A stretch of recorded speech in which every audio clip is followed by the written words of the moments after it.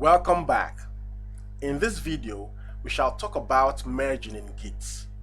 First, let's view all the branches we have in our project. To do that, we'd say git branch -a. So this command shows you all the branches we have in our local machine and in the remote repository.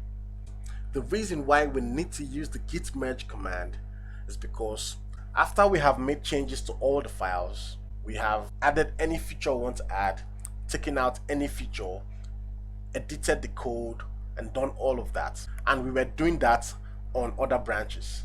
We will want to merge everything to the master branch for production.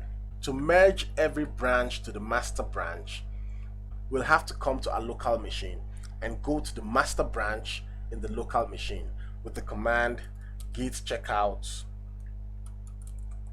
master.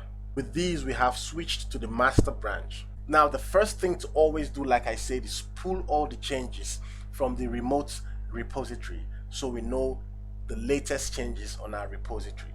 To do that, we say git pull my repo, then master. We are up to date. Now, before we merge our new branch to our master branch locally, let us check to see the records of the merged branches in our project. To do that, we'd say git branch merged. As you can see, we only have the master branch here. Our new branch is not here because we have not merged it with our master branch. So let's merge it. To merge the branch, we say git merge new branch.